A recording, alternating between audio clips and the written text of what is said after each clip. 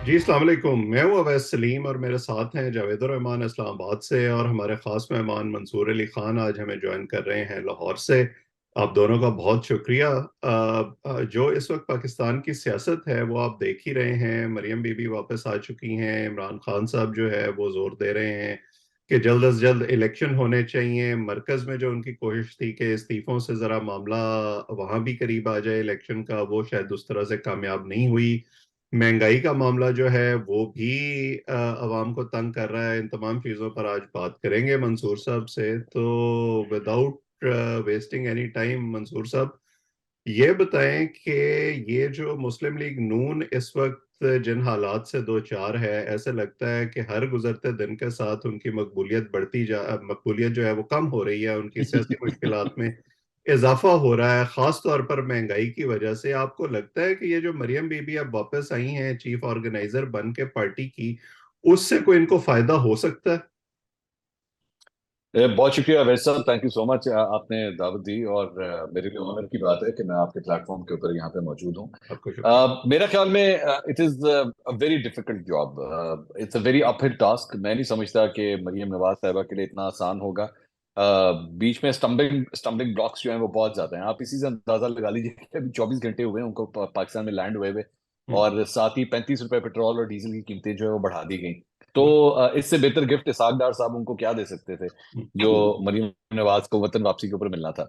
हम्म। तो सिर्फ ये बात नहीं है, मेरे ख्याल में पार्टी के अंदर और बहुत से इश्यूज हैं। मतलब पार्टी इस वक्त फ्रैक्चर्ड नजर आती है, मुझे पता है। हमारे साथ जब प्राइवेट कन्वर्सेशंस जो हैं वो मुस्लिम लीग नून के लोग जब करते हैं, तो उनके जो एप्रीहेंशंस हैं और उनकी जो फ्रस्ट्रेशन है, मैं आपको यहाँ तक बता सकता हूँ कि मेरी इत्तला के मुताबिक मुस्लिम लीग नून के एक रहनुमा ने अपना इस्तीफा तक दे दिया था जाके। हम्म। और ये शहबाज शरीफ साहब को दिया गया था, लेकिन उसके बाद उनको रोक लिया गया, उन्हें मना किया गया कि जी आप इस्तीफा ना दें। और इसके अलावा बड़ी बदमज़गी हमने कल भी जब परसों मरियम नवाज साहबा जब आई तो एयरपोर्ट के ऊपर भी हमने देखा, शाहिद खान नवासी साहब तशरीफ नहीं लेकर आए। इसहाक डार साहब खैर वहां पे नहीं थे, ठीक है, वो तो जरा उम्र में भी जरा बड़े हैं, लेकिन वो नहीं आए। शाहिद खान नवासी साहब उस वक्त एक अपने सेमिनार के अंदर बिजी थे, तो he rather prefer to go over there rather than going to the airport.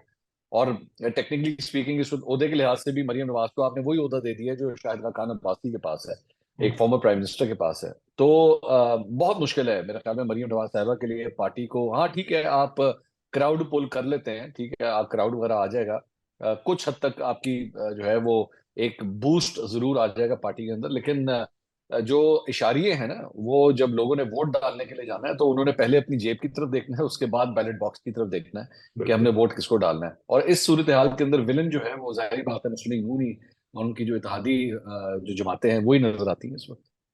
तो क्या यही वजह है कि अभी फिलहाल मरियम बीबी को भेजा गया है और नवाज शरीफ साहब वापस नहीं आ रहे? क्योंकि मैं जब मुस्लिम लीग नून के दोस्तों से बात करता हूं तो उनके अंदर अभी भी ये सेंटिमेंट है कि नहीं नहीं, जब नवाज शरीफ आएंगे तो वो बिल्कुल सारा कुछ ठीक कर लेंगे और मामलात जो हैं वो वापस हमारे हक में हो जाएंगे। क्या आपको लगता है कि उन्हें भी शायद इस बात का एहसास है कि जिस तरह शहबाज शरीफ की गवर्नेंस की एक मिथ टूट गई है, इसहाक डार साहब की जो फाइनेंशियल विजिटरी है उसकी मैथ टूट गई है, ये ना हो कि वो आखिरी पर्दा भी हट जाए? देखिए, नवाज शरीफ साहब की वापसी के हवाले से ना मैं आपको इसकी एक क्रिकेट के लिहाज से मैं एग्जांपल देता हूँ। आपके जिस तरह पाकिस्तान क्रिकेट टीम के बैट्समैन होते हैं वो फ्लैट पिचेस के ऊपर, यूएई की पिचेस के ऊपर बड़ा अच्छा परफॉर्म करते हैं। लेकिन जब आप उनको लेके जाते हैं ना इंग्लैंड में या ऑस्ट्रेलिया की बाउंसी पिचेस के ऊपर लेके जाते हैं जहां पे बॉल सीम और स्विंग कर रहा होता है, तो फिर उनको बहुत डिफिकल्टीज होती हैं। उसमें नवाज शरीफ साहब को आप बुलाकर, वो एक जाहिर बात है टीम के कोच के तौर पे या कप्तान के तौर पे उसको लीड कर सकते हैं ना, आप उसमें कुछ भी नहीं कर सकते। अगर जाना तो बैट्समैन है, हम्म। बल्ला उसने जाके पकड़ना है, ग्राउंड में उसने उतरना है।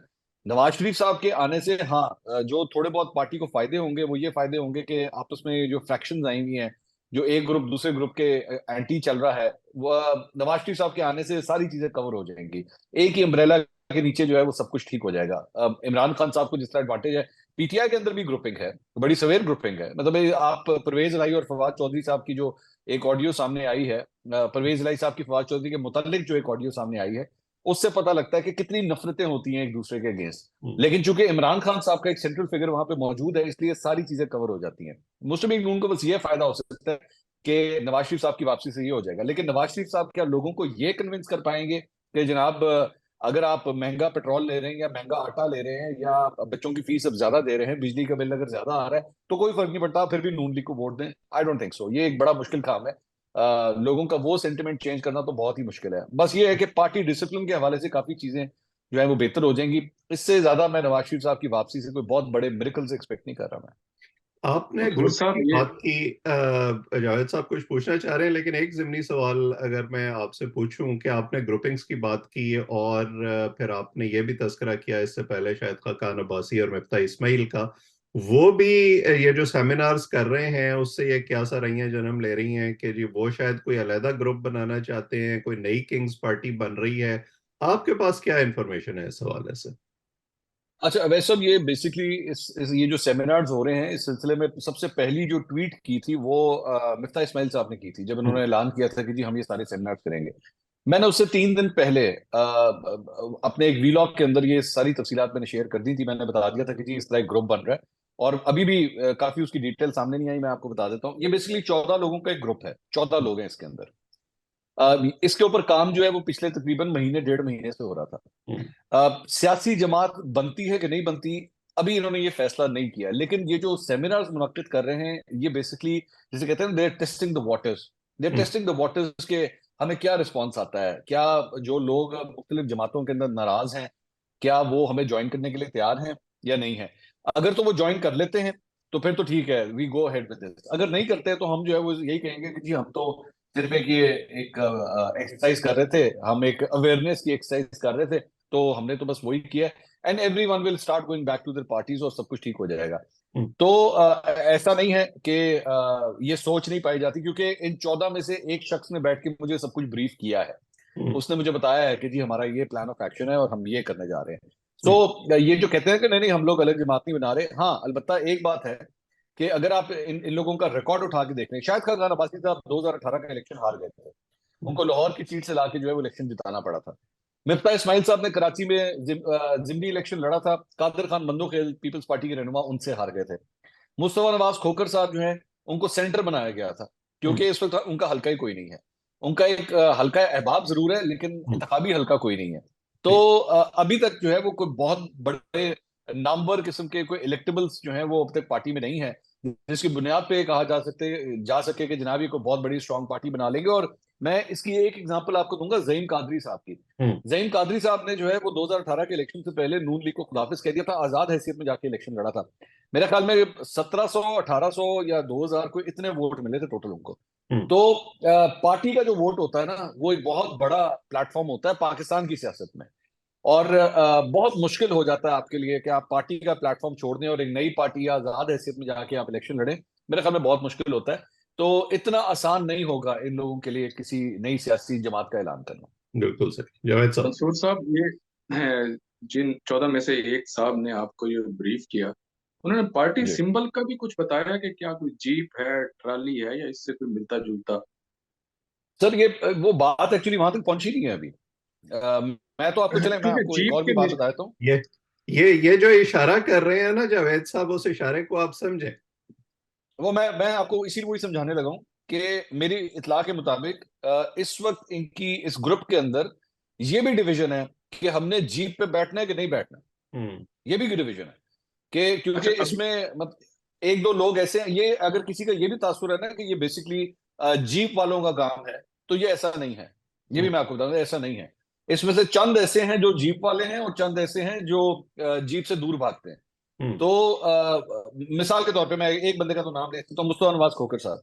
मुस्तफा नवाज खोखर साहब की इस 14 के ग्रुप में राय ये है कि हमें जीप के साथ किसी किस्म का कोई लेना देना नहीं होना चाहिए। लेकिन फिर इन्हीं के ग्रुप में चंद ऐसे लोग हैं जो कहते हैं कि यार पाकिस्तान में जीप के बगैर कौन सी सियासत होती है। हम्म। तो ये चीज अभी तक फाइनल हुई नहीं है, जब आखिरी जब मेरी बात हुई थी तब तक की इतलात के मुताबिक। ठीक। मंसूर साहब अभी आप जिक्र कर रहे थे कि नवाज शरीफ साहब अगर वापस आते हैं, और वो क्रिकेट का भी आपने जिक्र किया, क्रिकेट का जिक्र हो और खान साहब का जिक्र ना हो, ये कभी नहीं हो सही कह रहे सकता। हैं, मैं एग्री करता हूँ आपसे। जी अच्छा जनाब, वो यूं है कि नवाज शरीफ साहब, जैसे आपने कहा, ऐसे लग रहा है कि कोई करीब है आने के, और वो आ जाते हैं। इधर से खान साहब ऐलान कर चुके हैं कि जो 33 हल्के हैं उन सब के ऊपर मैं अकेला ही खड़ा हूं। तो आप इधर से पीडीएम का कोई जवाब उस तरह से शुरू में तो आया था, एक इन्होंने नी जर्क जो उनका रिएक्शन था कि हम इनके ऊपर नहीं लड़ेंगे, तो इन हलकों के ऊपर क्या आप देख रहे हैं कि क्या स्ट्रेटेजी इनकी सामने आएगी, खुद लड़ेंगे या नहीं लड़ेंगे, और इसका हासिल वसूल क्या है? क्योंकि उसके जब इसका रिजल्ट आने हैं उसके बाद से दोबारा असेंबली में ये लोग आएंगे। खान साहब अगर 33 के 33 जीत जाते हैं, फिर वापस फिर वही, अभी भी उन्होंने एक हल्का अपने पास रखा हुआ है, ना वो आके हल्फ उठा रहे हैं, ना कुछ ऐसा कुछ सामने नजर आ रहा है। इसको कैसे देख रहे हैं आप? सर इसमें देखिए, ये जो 33 हलके हैं इनके ऊपर जो भी जल्दी इंतखाब होगा, इसमें सबसे ज्यादा नुकसान आपका और मेरा होगा कि हमारे जो टैक्स के पैसे हैं वो लग जाने इसके ऊपर। और एग्जैक्ट। ये दोनों साइडों ने बैठ के अपनी अपनी जो सियासत करनी थी, अपने सियासी फायदे करने थे, उन्होंने वो तो हासिल कर लिया। मतलब पाकिस्तान तहरीक इंसाफ ने भी जो है अपना फायदा हासिल कर लिया। पीडीएम ने 1 मिनट लगाया उनके इस्तीफे मंजूर करने में। इससे पहले वो हमें बताते थे कि जनाब वेरिफिकेशन होगी, जब तक वेरिफिकेशन नहीं होती हैंड रिटन होना चाहिए, बंदा खुद मेरे सामने आए, राजा परवेज मुशर्रफ साहब कहते थे। तो वो उन सारी चीजों को दरगुजर करते हुए ठक ठक ठक उन्होंने इस्तीफे तो मंजूर कर लिए। मकसद क्या था कि पीटीआई को हम निकालें यहाँ से, कौमी असेंबली से, ताकि अगर इनका एतमाद का वोट लेने का कोई प्रोग्राम बन रहा है कहने का कि जी शहबाज शरीफ साहब को आरिफ अलवी साहब के जरिए, तो वो प्रोसेस ही खत्म हो जाए। तो इन्होंने अपना ऑब्जेक्टिव अचीव कर लिया। उन्होंने 2 असेंबलियां तोड़ के अपना ऑब्जेक्टिव अचीव करने की ख्वाहिश रखी है। अभी होता है कि नहीं होता है, ये तो हमें खुद नहीं पता कि सूबाई इलेक्शन टाइम पे होते हैं कि नहीं होते। तो अपनी सियासत सियासत खेलते खेलते जो है ना अवाम का बेड़ा गर्क हो जाएगा। और मैं एक अंदाजा लगा रहा था, ये जो आपके जिमनी इलेक्शन होंगे, और अगर पूरे तरीके से जिस तरह हर दफा कंडक्ट किए जाते हैं, तो ये अरबों की गेम होगी, अरबों की। ये कोई करोड़ों के अंदर काम नहीं होगा, अरबों के अंदर होगा। और ऐसे मौके के ऊपर जब माशी तौर पे हमारा बेड़ा गर्क हुआ हुआ है, ऐसे मौके के ऊपर एक बिला वजह का बिल आपके हाथ में आ जाना है कि ले जनाब इसके पैसे भी अब पे करें, और अपनी सियासी अना को सिर्फ सेटिस्फाई करने के लिए एक फ्यूटाइल किस्म की एक्सरसाइज हो रही है। हम्म। तो इसमें ये जो इलेक्शन के हवाले से अब क्या सरैयां शुरू हो गई हैं कि जी शायद ये डिले भी हो सकते हैं। मैं देख रहा था हामिद मीर साहब ने तो वसीम बादामी के प्रोग्राम में एक पूरा प्लान भी शेयर किया है कि जी असेंबली में रेजोल्यूशन आएगी और 6 महीने इलेक्शन डिले हो जाएंगे। आपको लगता है कि ऐसी कोई संजीदा सोच कहीं मौजूद है? सर ऐसी सोच को पहली बात तो संजीदा नहीं कहा जा सकता। ऐसी सोच को गैर संजीदा और गैर जमहूरी ही कहा जा सकता है। लेकिन सोच मौजूद है, ये हकीकत है। मैं हामिद मीर साहब की बात से एग्री करता हूँ, क्योंकि मुझसे खुद नून लीग के एक रहनुमा ने इसको बैठ के डिस्कस किया कि हाँ हमारे दरमियान ये सोच पाई जाती है, हम इसको डिस्कस करते हैं, हम प्लान ऑफ एक्शन को डिस्कस करते हैं कि ये करना जो है वो बहुत जरूरी है। अब जब मैंने अभी थोड़ी देर पहले आपसे ये कहा कि अपने सियासी टारगेट को अचीव करने के लिए एक बिला वजह की फजूल किस्म की एक्सरसाइज दोनों साइड्स की तरफ से की गई है, हम्म। तो अपनी कुर्सी को बचाने के लिए और अपने आप को अपने पॉलिटिकल फ्यूचर को बचाने के लिए ये लोग किसी हद तक भी जाने के लिए तैयार हैं, जो कि गैर आईनी और गैर जमहूरी ही कहलाएगा। तो यस, मतलब आपकी बात का सिंपल जवाब यही है, yes there there is a discussion going on. Finally final decision अब तक नहीं लिया गया अलबत्ता इसके ऊपर। हम्म। बिल्कुल। और उसमें जाहिर है कि सुप्रीम कोर्ट का भी एक किरदार होगा कि वो इसको कैसे देखते हैं। और मेरा तो ये ख्याल है कि वो शायद पहली पेशी पे ही इसको उठाकर बाहर फेंक दें।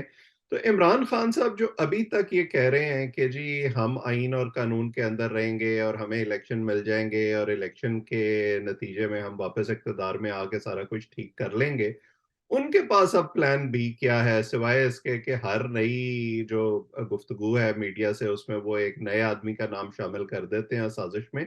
वो कहाँ खड़े हैं इस वक्त? एस्टैब्लिशमेंट से वो कहते हैं मेरे ताल्लुकात नहीं रहे, इलेक्शन जो है उनकी तारीख पे अभी इबहम है। तो खान साहब किधर हैं उस पिक्चर में जिसमें इलेक्शन है और नया सेटअप बनना है? देखिए, अब खान साहब जो है वो अवाम में खड़े हैं। Frankly speaking he is taking the popular narrative, which is जो फैक्ट, मतलब आपका और मेरा काम तो हमें फैक्ट्स को देखना है ना। फैक्चुअली स्पीकिंग इस वक्त इनमें से कोई भी किसी के पास ऐसी गिदड़ सिंगी नहीं है कि वो कोई हालात को जो है ना बहुत बड़ा तब्दील कर दे। चाहे आप इसको बैड गवर्नेंस कहें, नाअहली कहें, लैक ऑफ एक्शन कहें, किसी किस्म का कोई एक्शन नहीं है। बट इमरान खान साहब के माजी को अगर हम उठा के देखें तो it has always been a disaster. उनकी उनके पास तो कोई ऐसा प्लान ऑफ एक्शन नहीं है। आज जिस तरह ये अभी कल इसहाक डार साहब ने ऐलान किया कि जनाब 35-35 रुपए जो है वो पेट्रोल और डीजल की कीमतें बढ़ा दी जाएंगी, ये इनके भी दावे जो थे उनकी कड़ी खुल गई। ये कहते थे कि नहीं जनाब हम तो पेट्रोल को नीचे लेकर आएंगे, डॉलर को 200 से नीचे लेकर आएंगे। नहीं हो सका। एक अनरियलिस्टिक किस्म के आपने जो है वो दावे किए हुए थे, आईएमएफ को हम सीधा कर लेंगे, आईएमएफ से ये कर लेंगे वो कर लेंगे, नहीं हुआ। शाहजेब खान ज्यादा के शो में बैठ के इसहाक डार साहब टड़ियां लगा रहे थे आईएमएफ को बैठ के, नहीं हो सका। अल्टीमेटली आपको झुकना पड़ा उनके सामने तो यहाँ पे भी यही सूरत हाल है, ये दावे शावे वगैरह किए जाएंगे। मतलब कल रात को जो है वो पाकिस्तान के मुख्तलिफ शहरों के अंदर पेट्रोल की कीमतें बढ़ाने के खिलाफ पीटीआई ने बैठ के एहतजाज किया। भैया आपने नहीं बढ़ाई हुई, आपने भी बढ़ाई हुई है, और आप आगे भी बढ़ाएंगे, हम्म, और अगर आज आप होते तो आप भी बढ़ाते हम्म, जो इस आंदोलन ने बढ़ाई है। तो ये बेसिकली अपने अपनी सिर्फ सियासी टारगेट्स को अचीव करने के लिए इसकी नारेबाजी होती है।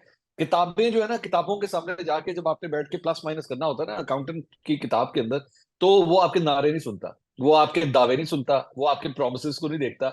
उसने सीधा सीधा कैलकुलेशंस के साथ ही चलना है। कैलकुलेशंस के मुताबिक हमारी जो इकोनॉमी है that is a deep deep trouble right now. And जब तक ये सब के सब, एक ही तरीका हो सकता है, जब तक ये सब के सब इकट्ठे नहीं बैठते, अगले 10 से 15 साल का एक फिक्स्ड मुआशी प्लान नहीं बनता कि जी नो मैटर जिस मर्जी की गवर्नमेंट आए, कोई भी आ जाए, कोई भी वजीर आजम हो, ये इस फ्रेमवर्क से हमने बाहर नहीं निकला जब तक हम ये नहीं करते। आई डोंट केयर किसी की भी हुकूमत आए, नथिंग विल चेंज। ये इसी तरह ही जो है हम लोगों को बेवकूफ बनाते रहेंगे। ये तो फिर ना होने वाली गल्लां हुई हैं, लेकिन आप इस मुझे तरह ही ये है सर। बताएं कि ये जो मंसूर खान साहब कहते हैं बार बार कि मेरे ऊपर कांटा लगा दिया है और मुझे माइनस करने की कोशिश हो रही है, आपको लगता है कि खान साहब अगले इलेक्शन का हिस्सा होंगे? सर मैं प्रिडिक्शन नहीं कर सकता। मैं बड़ा मेरा दिल की मेरी बड़ी पुरानी ख्वाहिश है, मैं एक दिन ना शेख रशीद साहब वाली ये सुपर पावर्स मेरे पास आ जाए हम्म, कि मैं बता सकूं कि अगले 1 महीने से 2 महीने में क्या होने लगा। लेकिन मैं अभी तक फेल हो चुका हूँ। मैंने इसके लिए बड़े बाबों से भी राब्ता किया है कि किसी तरह वो मुझे कोई कुवत दे दे, लेकिन मैं नहीं प्रिडिक्ट कर सका। लेकिन इस सवाल को अगर मैं एक दूसरे एंगल से देखूं कि क्या उनको बाहर हो जाना चाहिए, हम्म, नहीं, नहीं, मैं कभी भी इस किस्म के किसी स्कीम को, किसी प्लान को मैं कंडोन नहीं कर सकता, मैं उसको सपोर्ट नहीं कर सकता कि हाँ जी ठीक है, Imran Khan is a problem child, निकालें इसको बाहर, नहीं।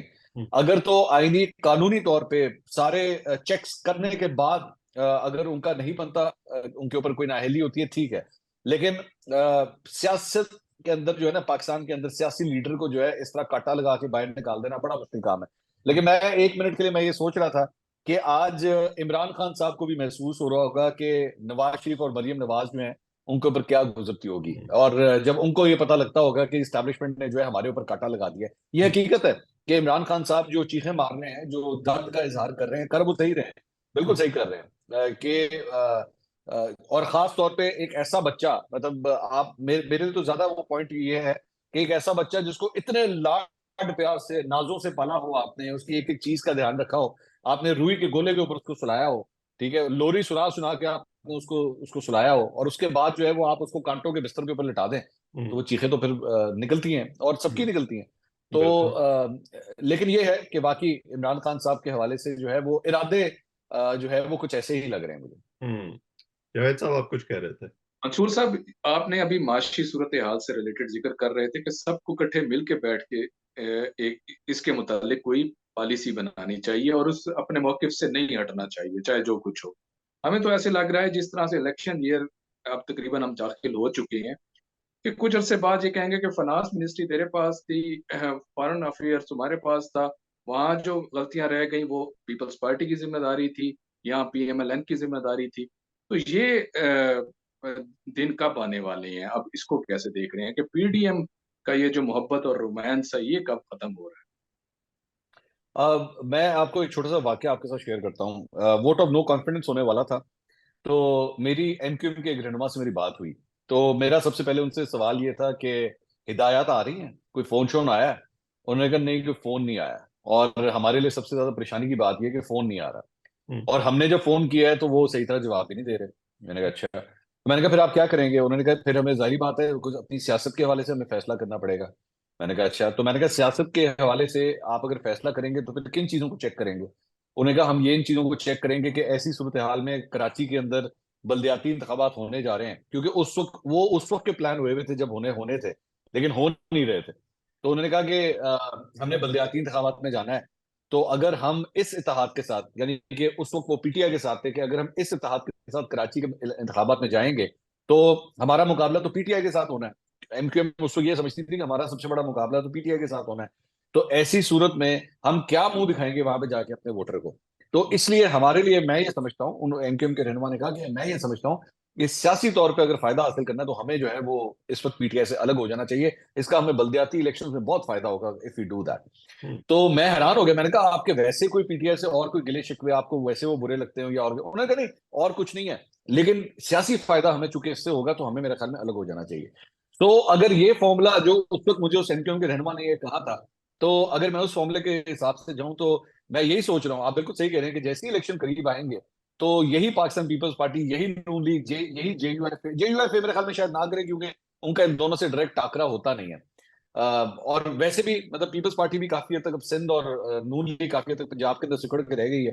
तो यस, एक दूसरे के ऊपर ब्लेम गेम तो ये डेफिनेटली डालेंगे, और मेरा ख्याल में इसमें से पहला कील जो ठोका जाएगा वो उसी तरह एमक्यूएम की तरफ से ठोका जाएगा कि जनाब हम तो अलग हो रहे हैं, और हमारा जो वोटर है ना वो ये कहता है कि बड़ी ज्यादती हुई है और आपके जो डिमांड थी वो पूरी नहीं हुई, तो हमारी तरफ से अस्सलाम वालेकुम। तो ये एक इलेक्शन स्ट्रैटेजी, और उसके बाद जब इलेक्शन हो जाएंगे तो फिर आप देखिएगा कि तब दोबारा गले लगने का अगर मौका आया और टाइम मिला कि लो जी हाथ बना रहा है और हमारी हुकूमत बन जाएगी, तो फिर आपको ये ऐसे बगलगीर होकर दिखाएंगे कि जी मुल्क और कौम के मफाद में जो है वो, सॉरी, वसीतर मफाद में जो है वो हमने ये फैसला किया कि हम इकट्ठे हो जाएं दोबारा।